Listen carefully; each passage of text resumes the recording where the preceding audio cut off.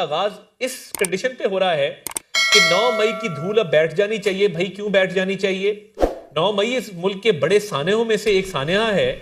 आपके तमाम रहनुमा, उनकी audio, video, geo tagging, location, हर चीज सामने है। आपके मुसल्लह जत्थों के अटैक सामने हैं और मुल्क के दिफा को कमजोर करने की साजिश सामने है। तो भाई उसकी धूल क्यों बैठ जानी चाहिए? क्या ये एनआरओ की अपील है, डील की अपील है या ढील की अपील है? 9 मई की धूल क्यों बैठ जानी चाहिए? 9 मई एक बड़ा सानहा है। मुसल्लह जत्थों की वीडियो सबके सामने है। 9 मई कैसे काबिल मुआफी जुर्म बन सकता है? 9 मई के मुकदमात को जल्दी मुंतकी अंजाम तक पहुंचाना चाहिए।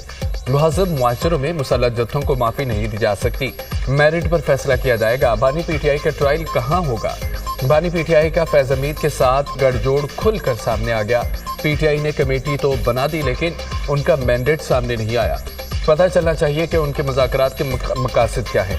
क्या ये एनआरओ डील या ढील की अपील है, या संजीदा है या नहीं? कौन एतबार करे? वज़ीर इत्तलाआत अता तारड़